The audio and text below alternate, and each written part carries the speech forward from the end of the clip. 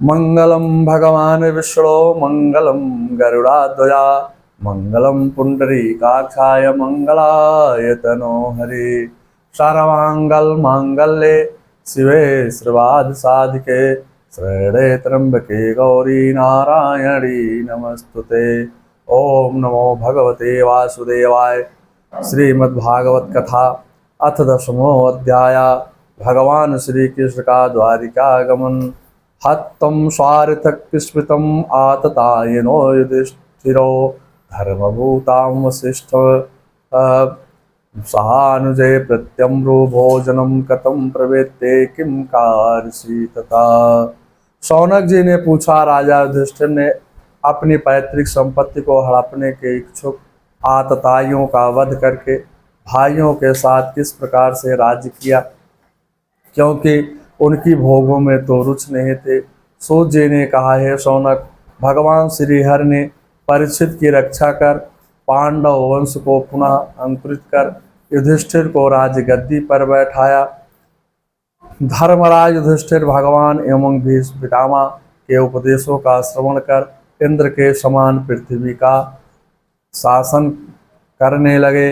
नाधयो व्याधम क्लेशम देवभूतात्म हेतवा आजात शत्रम भवनम सत्यस्तनुम राज्यो कैचितम। आजात शत्रु महाराज युधिष्ठिर के राज्य में किसी प्राणी को कभी भी आदि व्याधि दैहिक दैविक भौतिक आत्मिक क्लेश नहीं था। सब लोग वर्ण आश्रम धर्म के अनुसार वेदोक्तों धर्मों के तत्पर होकर पालन करते थे। उन्हें शोक भय रोग ना था।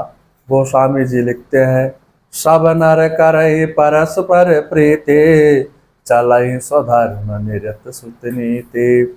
युधिष्ठिर के राज्य में अकाल नहीं, अतिवृष्टि नहीं, अनावृष्टि नहीं होती थी।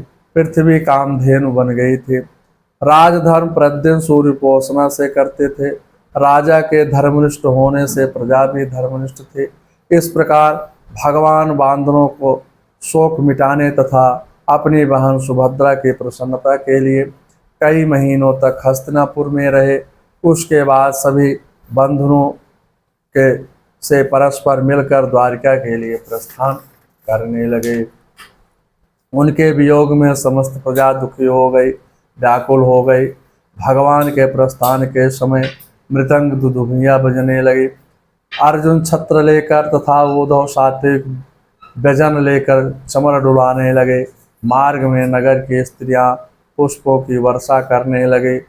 स्त्रियां आपस में बातचीत करते हुए कह रहे थे कि यही निर्गुण परमात्मा है, सगुण रूप धारण कर पधारे हुए है। यही संसार की सृष्टि है और पालन और प्रलय करने वाले हैं। ये कहा या एकम ईशो जगतात लीलयम श्रेयजत्वत्तिना तत्र संजते। इन्हीं से वेदों की उत्पत्ति हुई है। यही युग युग में अनेक रूप धारण करते हैं और धर्म की रक्षा करते हैं, परंतु उनमें आसक्ति नहीं होती है। नामा कर्माणि लिपन्ते नामे कर्म फले स्मृता। गीता के चौथे अध्याय का 14वां श्लोक का श्लोक। परमात्मा को कर्म बंधन में नहीं डालते। श्री कृष्ण ने यदुवंश में जन्म लेकर के यदुवंश को सम्मानित किया। उन्होंने कृष्ण सुपाल आदि मदोन्मत्त राजाओं का मान मर्दन कर अनेक स्त्रियों के साथ पाणी ग्रहण किया। इनकी 8 पटरानियां हैं, पृथ्वी, जल, तेज, वायु इत्यादि। इस प्रकार हस्तिनापुर की स्त्रियां आपस में बात कर रही थी। भगवान ने सबका अभिनंदन कर विदा ली। निरीक्षणेभिनंदनम समिस्ते यो हरि। युधिष्ठिर ने श्री कृष्ण की रक्षा के लिए हाथी घोड़े रथ पैदल सेना साथ कर दी, ताकि रास्ते में कोई शत्रु इन पर आक्रमण न कर दे। भगवान कुरांजल पांचाल सूरसेन ब्रह्मवर्त कुरुक्षेत्र मस श्रावस्तत मरुंधन देश को पार करके सौभीर और आभीर देश के पश्चिम अनर्थ देश में आए। अधिक चलने के कारण घोड़े थक गए थे। तत्र तत्र त्वा तत्रे हरिम प्रत्याद्यत्य हरा सायं भेजे दिशं पक्षाते गविष्ठो मां कदस्ता। मार्ग में स्थान स्थान पर लोगों के उपहारादि के द्वारा भगवान का सम्मान किया। जो जिस रास्ते से जाते थे सभी लोग खड़े होकर रास्ते में आगवानी करते थे, भगवान आ रहे हैं, इसलिए कुछ न कुछ उपहार लेकर सभी खड़े हुए थे। सबने भगवान का सम्मान किया। सायंकाल होने पर वे रथ से भूमि पर उतरे थे। जलाशय पर जाकर संध्या वंदन किया। यह उनकी नित्य दैनिक चर्या थी। भगवान सूर्यास्त के समय द्वारिका के समीप पहुँचे। श्रीमद् भागवत साप्ताहिक कथा के प्रथम स्कंध का 10वां अध्याय समाप्त हुआ। अथ एकादशो अध्याय 11वां अध्याय श्री कृष्ण का द्वारिका में प्रवेश तथा राजोवृत स्वागत। सूत जी कहते हैं, हे शौनक, श्री कृष्ण ने अपने समृद्ध अनर्त देश में पहुंचकर लोगों की विरह वेदना को शांत करते हुए अपना श्रेष्ठ 5 जनसंख्य बजाया। संघ की धुन सुनकर सारी प्रजा दौड़कर आ गई। सा उच्च का से धवलोदरो अदतोत्क्रमाण धर सोड़िमा तध्यायामानं कर कंज संपुटे यथा विज्य खंडे कलहंसु सोनाम। भगवान की ओठों की लाली से लाल हुआ श्वेत वर्ण का शंख बजते समय उनके कर कमलों में ऐसा स्वभावमान हुआ जैसे लाल रंग के कमल पर बैठकर कोई राजहंस ऊंचे स्वर से मधुर धुन निकाल रहा हो। शंख ध्वनि सुनकर के सभी प्रजा ने भगवान का स्वागत किया, उनको भेंट अर्पित की।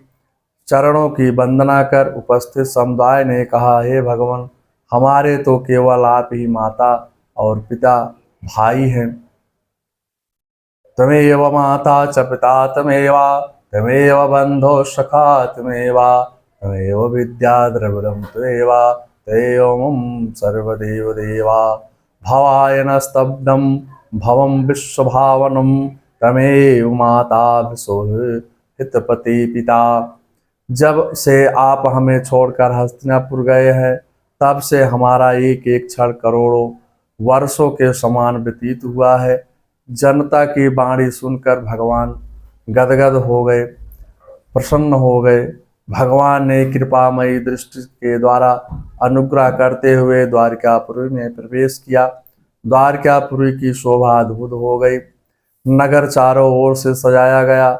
भगवान के स्वागत के लिए क्रूर शांब वासुदेव गजेंद्र को आगे आकर के श्री कृष्ण की आगवानी किया।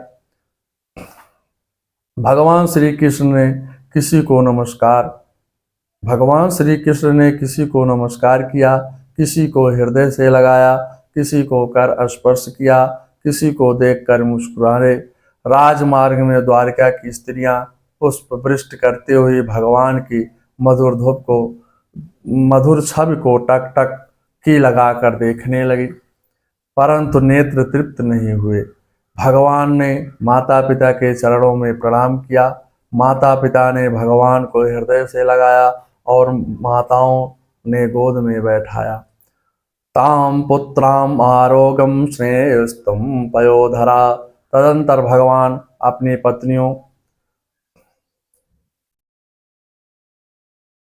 16,108 के महलों में गए। माने भगवान के 16,108 पत्नियां थी और सभी के महलों में गए। पत्नियों को अपार आनंद हुआ। अपने अपने पुत्रों के साथ भगवान से मिली। उनके नेत्रों में प्रेमाश्रु छलक आए। लक्ष्मी भी उनके चरणों में निवास करती। भगवान ने सबको सांत्वना दे करके उनका वियोग से उत्पन्न संताप दूर किया। श्री कृष्ण की 16,108 पत्नियां इतनी सुंदर थी कि उनका इतना मधुर हास था कि कामदेव ने घायल होकर के अपने धनुष बाण को जमीन पर गिरा दिया, लेकिन फिर भी श्री कृष्ण के मन में क्षोभ उत्पन्न नहीं हुआ। यह सेन्द्रियम विस्तुम को केन पूर्णकृषे को। भगवान स्वयं प्रकृति में रहकर प्रकृति के विकारों में नहीं फंसते हैं। भगवान के ऊपर माया का कोई प्रभाव नहीं होता है। यही भाव दिव्य ऐश्वर्य है, इसे बिरला ही जान सकता है। श्रीमद् भागवत साप्ताहिक कथा के प्रथम स्कंद का 11 माने 11वां अध्याय समाप्त हुआ। मंगलम भगवान विष्णु मंगलम गरुड़ाध्वजा मंगलम पुंडरीकाक्षाय मंगलाय तनो हरि।